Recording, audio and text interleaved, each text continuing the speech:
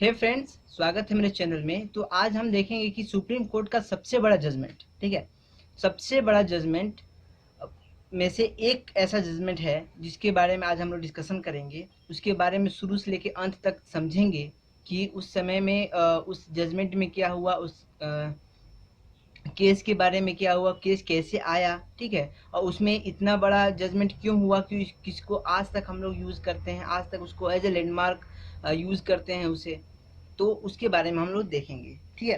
तो इसमें है Golaknath versus state of Punjab, ठीक है। आप Golaknath versus state of Punjab भी कह सकते हैं, स्टेट यूनियन भी कह सकते हैं, ठीक है।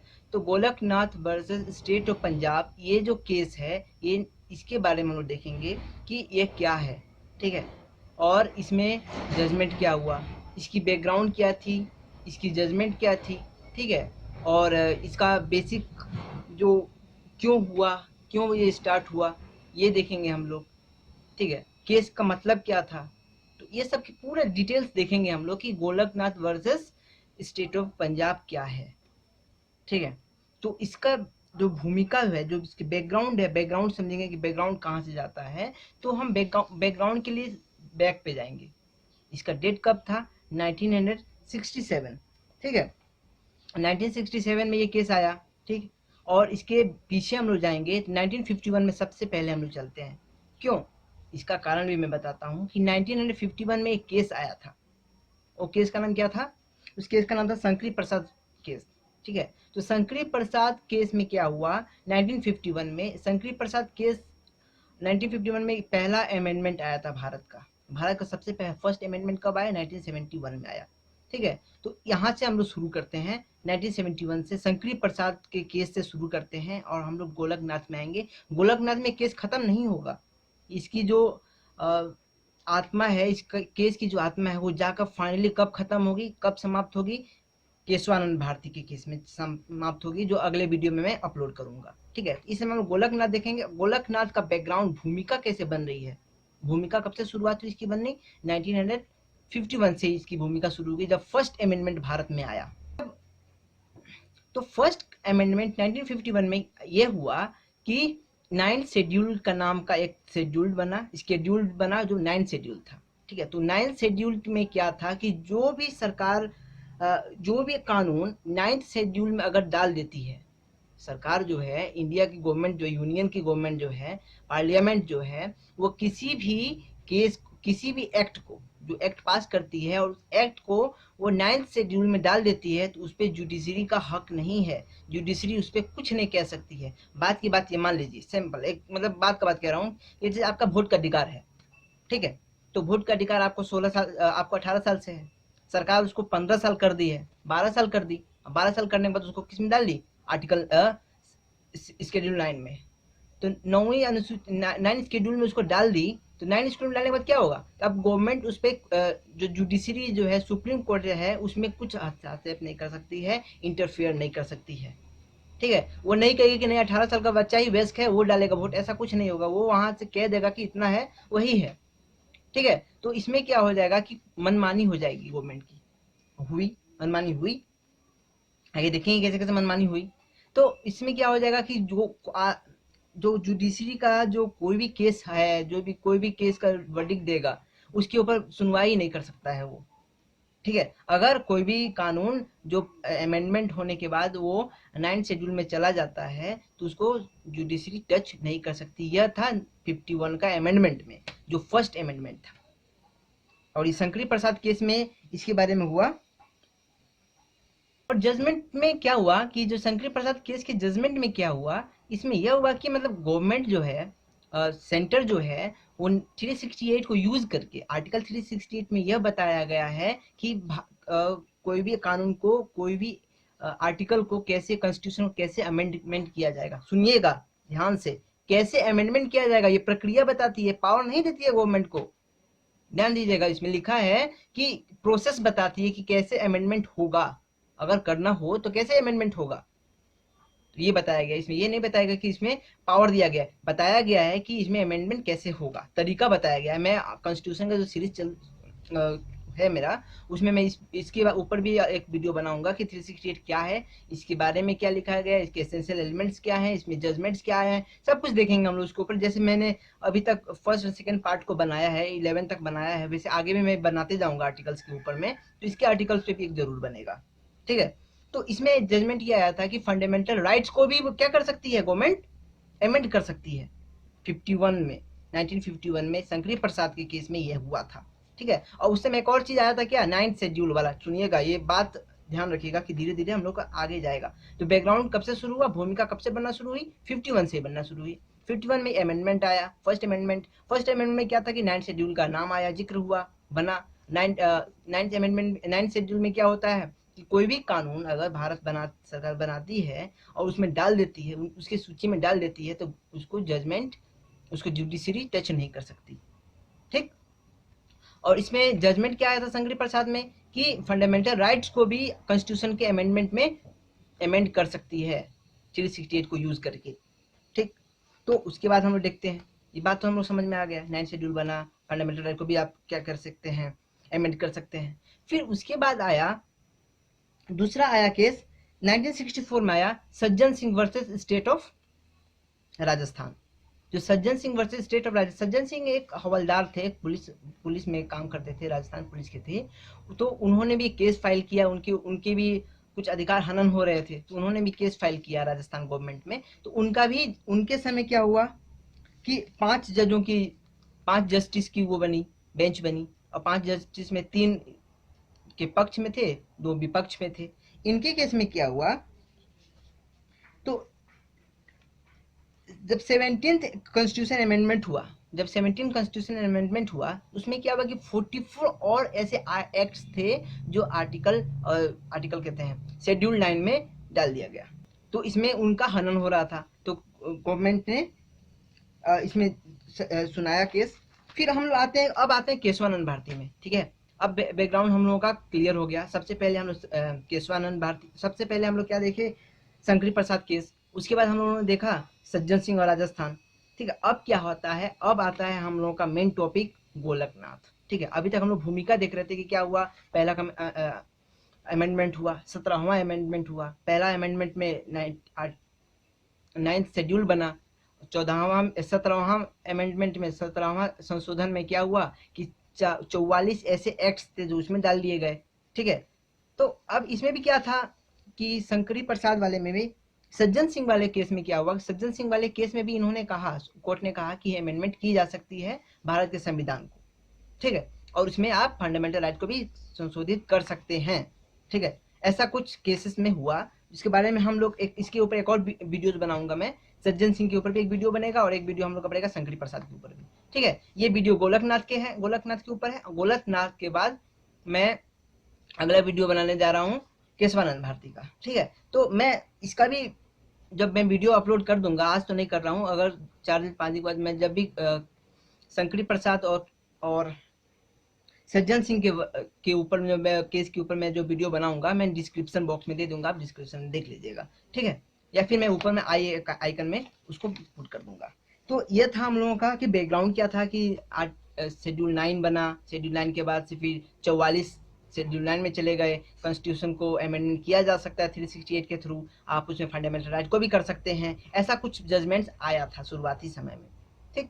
लेकिन बाद में क्या हुआ, गोलकनाथ के केस में क्या हुआ कि गोलकनाथ का बारे में देखते हैं कि गोलकनाथ है कौन या फिर क्या है क्या नहीं है। तो 2 भाई थे, हैरी गोलकनाथ और विलियम गोलकनाथ। ये 2 लोग थे, पंजाब के थे। तो इनके पास 500 एकड़ जमीन था, ध्यान दीजिएगा, 500 एकड़ जमीन था। ये आदमी के बारे में जान गए हम लोग कि कौन था गोलकनाथ और इसके पास कितना जमीन था। और मैटर आप समझ रहे हैं ना, जमीन था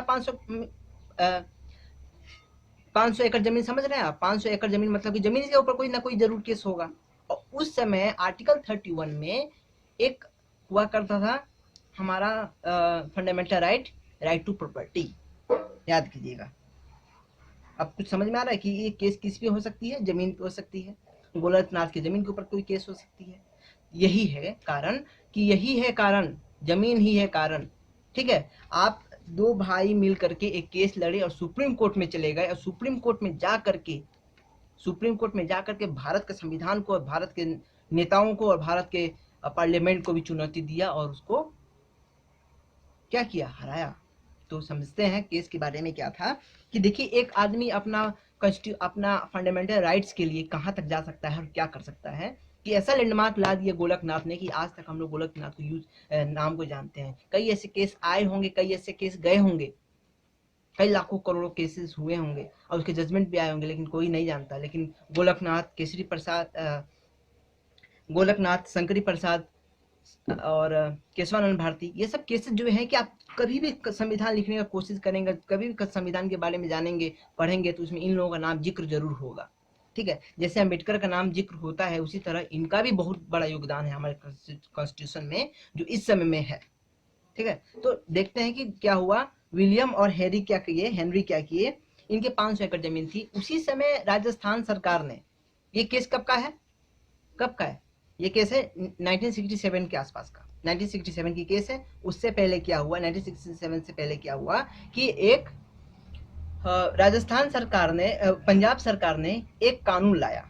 ठीक है, उस समय क्या हो रहा था कि लैंड रिफॉर्म्स के अलग अलग राज्य में अलग अलग तरह, जैसे उत्तर प्रदेश में क्या हुआ, चकबंदी सिस्टम, जिससे बहुत लोगों को जमीन को एक्वायर कर लिया सरकार ने और गरीब लोगों को बांट दिया।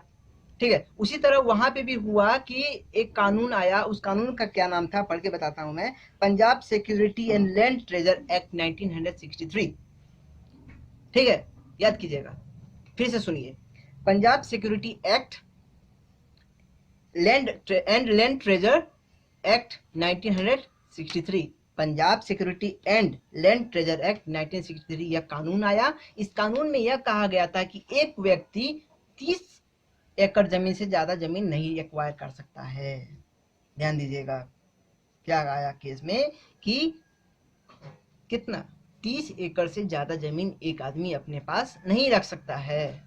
और इनके पास कितना था, 500 एकड़ था। तो इनका तो हनन हो रहा था आर्टिकल का, और कई सारे आर्टिकल्स हनन हो रहे थे इनके। आप सिर्फ एक आर्टिकल, एक व्यक्ति को आप सोचते हैं कि एक व्यक्ति की किसी भी एक चीज की हनन, एक आर्टिकल की हनन हो रही है, एक राइट्स की हनन हो रही है, तो गलत सोचते हैं। इनके साथ भी एक नहीं हुआ, सिर्फ आर्टिकल 31 नहीं हो रहा था हनन, इनका आर्टिकल 14 हनन हो रहा था। राइट टू इक्वलिटी, बराबर का हक होना चाहिए भाई, हमको भी जमीन है तो हमारा बराबर होना चाहिए भाई। और फिर क्या था केस, और इनका क्या हनन हो रहा था, राइट टू ऑक्यूपेशन का हनन हो रहा था कि भैया काम कर सकते हैं, हम जमींदारी हैं, हमारा काम है, हम जमींदारी करते आ रहे हैं। ठीक है, फिर हमारा जमीन लूट रहा है। तो ये सब के उनके बहुत सारे आर्टिकल्स हनन हो रहे थे, लेकिन उनका सबसे बड़ा आर्टिकल था 31 फंडामेंटल राइट्स में, राइट टू प्रॉपर्टी, प्रॉपर्टी रखने का हक था उनका, उनके ऊपर में हुआ। और क्या कर रही थी सेंट्रल राजस्थान पंजाब सरकार ने क्या कहा कि इसको 9वीं स्केड्यूल में डाल दिया जाए। और 9वीं स्केड्यूल में तो स्टेट गवर्नमेंट नहीं डाल सकती। पहली बात ये कि इस शेड्यूल में कोई भी चीज डाला जाता है तो सेंटर डालती है। तो इसमें डालने का प्रक्रिया मैं बता देता हूँ क्या होता है, फिर मैं किसके ऊपर जाऊंगा। तो इसमें एक सरकार है, हमारी सरकार है। जैसे बात की बात मैं उत्तर प्रदेश का हूँ तो मेरी उत्तर प्रदेश सरकार है। उत्तर प्रदेश सरकार ने क्या किया कि एक कानून बनाया, उस कानून को बोला कि 9 शेड्यूल में डालना है, तो उसने राष्ट्रपति जी को भेजा, किसके थ्रू, राज्यपाल के थ्रू। राज्यपाल राष्ट्रपति को देंगे, राष्ट्रपति क्या करेंगे, उसको कैबिनेट के ऊपर भेजेंगे कि कैबिनेट आप इसको देखो, ये सही है तो आप अपना कार्रवाई करो। फिर वो सही होगा तो फिर उसके अनुरूप कार्रवाई होगी और उसको डाल दिया जाएगा। ठीक है, ये एक चेन है। जिस तरह किसी भी कानून को 19वीं अनुसूची में अगर एक राज्य चाहती है तो इस प्रक्रिया से डालेगी। लेकिन यहाँ पे क्या हुआ, राज्य भी शामिल हो रही थी और सेंटर भी शामिल हो रहा था, डालने के लिए बात हो रही थी। इसमें क्या होता कि जमीन एक्वायरमेंट हो रहा था उनका, जमीन लैंड रिफॉर्म का चक्कर में था। तो फिर क्या हुआ, तो गोलकनाथ के पिटिशनर आर्टिकल 31 सुप्रीम कोर्ट में, आर्टिकल 32 यह कहती है कि रिट पिटीशन आप डायरेक्ट सुप्रीम कोर्ट में डाल सकते हैं, रिट पिटीशन के थ्रू। क्योंकि आपका इसमें क्या आर्टिकल 31 का हनन हो रहा था। फंडामेंटल राइट की कभी भी आपकी हनन होगी, आपके राइट्स की कभी भी हनन की जाएगी, तो आप रिट पिटीशन डाल सकते हैं सुप्रीम कोर्ट में और हाई कोर्ट में। ठीक है, आर्टिकल 32 और आर्टिकल 126। ठीक है, इन दोनों के चक्कर में, इन दोनों की वजह से आप आराम से दोनों जगह केस अपना अपना डाल सकते हैं। इसमें क्या क्या वायलेशन हो रहा था, article 19, article 14, right to profession, right before laws, ये सब अलग अलग चीजें थी जिसके जिसके हनन हो रहे थे। ठीक है, मैंने क्या ऐसे पेपर में मैंने बना रखा है, देखिए इस तरह बनाइए आप। ठीक है, मैं अगले वीडियोस में, अभी बोर्ड नहीं है, अभी मैं इस समय बोर्ड में नहीं पढ़ा पा रहा हूँ क्योंकि मेरा जो रूम था लॉकडाउन के समय मैं अभी गांव में अपने घर पे हूँ, तो मैं फिर अपने रूम पे जाऊंगा तो मैं अपने बोर्ड में आपको बता पाऊंगा कि कैसे कैसे है। दोबारा एक वीडियो बनाऊंगा जिसमें आपको नोट्स लिखे रहेंगे, तो मैं सिर्फ इसमें बता रहा हूँ कि आप सिर्फ ईयरफोन लगा कर सुन सकते हैं आप। ठीक है, इन केसों के ऊपर मैं नोट्स पूरा बनाया हूँ, तो मैं बोर्ड में चिपका कर लिख करके आपको बताऊंगा जब मैं इलाहाबाद जाता हूँ। इस समय मैं अभी गाँव में हूँ, तो गाँव के चक्कर में मैं अभी सिर्फ बैठ के पढ़ा पा रहा हूँ, तो उसके लिए क्षमा कीजिएगा। तो मैं पूरा लिख रखा हूँ उसमें। तो इसमें क्या था कि, और उसमें क्या कह रही है कि ये सब चीज़ों का हनन होता है और ये अल्ट्रा वायलेट है, ये कानून जो बन रहा है वो अल्ट्रा वायरस है। ठीक है, इससे हमारा हनन हो रहा है। तो उसके बाद केस क्या हुआ, केस तो यह था। अब सुप्रीम कोर्ट में क्या हुई, जजमेंट हुई। कितने जज थे, 11 जज थे। 11 जस्टिस जो थे, इतना बड़ा केस बना, ये सोचिए कितना बड़ा केस बना कि 11 जस्टिस मिल करके इस केस के ऊपर में बहस किए, और 11 जस्टिस के समय में 6-5 का कानून पास हुआ, जजमेंट आया। 6 जस्टिस जो थे उन्होंने इस केस के तरफ से थे, और इस केस के खिलाफ 5 लोग थे। 5 जस्टिस से 6 जस्टिस थे, उन्होंने कहा कि आप 368 को यूज करके कुछ भी कर लीजिए, संविधान के हर उसको आप चेंज कर सकते हैं, अमेंडमेंट कर सकते हैं, लेकिन फंडामेंटल राइट्स जो हैं उसको आप नहीं छू सकते हैं, और फंडामेंटल राइट्स को आप अमेंड नहीं कर सकते हैं। क्या कहा इन्होंने, सुप्रीम कोर्ट ने, कि आप फंडामेंटल राइट्स को क्या नहीं कर सकते हैं, अमेंड नहीं कर सकते हैं।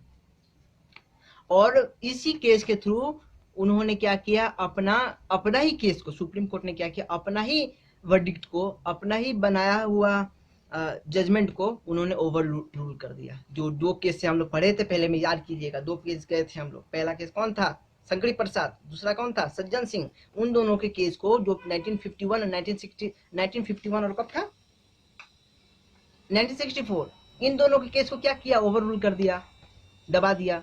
और इसी समय से एक चीज और आया हमारे जुडिशरी में और हमारे देश के संविधान में और हमारे न्याय व्यवस्था में, कि अब गवर्नमेंट क्या कर सकती है, ओवर रूल कर सकती है, जो जजमेंट क्या कर सकती है, कोर्ट क्या कर सकती है, ओवर रूल कर सकती है। और जब ओवर रूल करेगी तो उसके पीछे वाले केस को नहीं करेगी, उसके आगे से जो भी होगा। जैसे आज की बात का बात मैं बता देता हूँ कि आज सरकार ने क्या कहा कि आदमी टकला रहेगा। आज से क्या हुआ, आदमी टकला रहेगा। तो अब आदमी टकला रहेगा तो आज से रहेगा, पिछले कल को सबको टकला नहीं करवाया जाएगा, जो आज के बाद जो होगा उसको टकला करवाया जाएगा। तो उसी तरह इस केस में भी हुआ कि इसमें क्या किया गया, तो doctrine of prospective over ruling, इसमें एक डॉक्ट्रिन आया जो था प्रोस्पेक्टिव, आगे से। ठीक है, इस केस के जजमेंट के बाद से क्या होगा कि आप आर्टिकल 30 आप क्या करेंगे, फंडामेंटल राइट जो है और जो third part of the constitution को आप अमेंड नहीं कर सकते हैं। ये केस आया, ओवर रूल करके आया, क्योंकि उसमें पहले कहा गया था कि आप फंडामेंटल राइट को भी आप अमेंड कर सकते हैं 368 के थ्रू। तो ऐसे ही हमारा इस केस का रूलिंग आया, और इस रूलिंग के बाद भी जो हमारी गवर्नमेंट थी वो मानी नहीं, उन्होंने और भी बहुत कुछ करने का कोशिश किया। 1967 में केशवानंद भारती केस आया, उस केस के बारे में मैं अब अगले वीडियो में बताऊंगा। उसके बाद भी 2-3 और ऐसे आए, अमेंडमेंट हुआ, जैसे 24 amendment, 25 amendment, 26 amendment, 31 amendment, 39 amendment, 41 amendment, ये सब अमेंडमेंट बहुत आए, बहुत सरकार ने कोशिश किया। और इसमें क्या हो रहा था कि युद्ध हो रहा था, एक तरह से युद्ध हो रहा था किसके बीच में, सुपरमेसी के बारे में युद्ध हो रही थी, कि पार्लियामेंट बड़ा, कि हमारा ये कॉन्स्टिट्यूशन बड़ा, हम पार्लियामेंट बड़ा, कि ये सुप्रीम कोर्ट बड़ा। यहाँ पे क्या हो रहा था कि प्रधानमंत्री और जस्टिस में, यहाँ पे प्रधानमंत्री और चीफ जस्टिस में झगड़ा हो रहा था, बात को मान लीजिए आप। तो इसी के थ्रू हम, लेकिन हम लोग के लिए बहुत अच्छा हुआ कि क्लियर होता गया हर चीज उसी समय क्लियर होता गया, कि इस समय एकदम फाइन क्वालिटी का हम लोग का एक अच्छा वर्डिक्ट मिल गया है केशवानंद भारती के बाद, कि आप फंडामेंटल राइट्स को, बेसिक स्ट्रक्चर्स को आप नहीं छू सकते हैं, पार्लियामेंट नहीं छू सकती है। ठीक है, उसे बहुत फायदा हुआ हम लोग का। तो ये Golaknath versus state of Punjab में क्या हम लोग ने समझा, पहला बात ये कि दो लोग थे, विलियम और हेनरी गोलकनाथ, दोनों का टाइटल था। तो ये लोग क्या किए, इन लोग के पास 500 एकड़ जमीन था। अब पंजाब सरकार ने लैंड रिफॉर्म के नाम पर क्या एक कानून लाया, कानून यह लाया कि आप 30 एकड़ से ज्यादा जमीन नहीं रख सकते हैं, और इससे ज्यादा जमीन जो होगा उसको क्या किया जाएगा, आपके ही काम करने वाले या फिर आपके आसपास के लोगों को जमीन दिया जाएगा जिसके पास जमीन नहीं है। ठीक है, तो इसमें क्या हुआ, इन्होंने केस फाइल किया कि हमारा 31 आर्टिकल 31 जब उस समय में राइट टू प्रॉपर्टी हुआ करती थी तो उसकी हनन हो रही है, इसमें हम लोगों का जमीन, हम लोगों का ऑक्यूपेशन, हम लोगों का राइट्स का हनन हो रहा है। ठीक है, तो इस केस के तो जजमेंट क्या आया कि आप कोई भी अमेंडमेंट कर सकते हैं लेकिन फंडामेंटल राइट्स को अमेंडमेंट नहीं कर सकते हैं, और अपने ही रूलिंग्स को ओवर रूल करके ये केस को वर्डिक्ट आया। ठीक है, तो ये हमारा था गोलकनाथ का केस, जो Golaknath versus state of Punjab 1964 का है।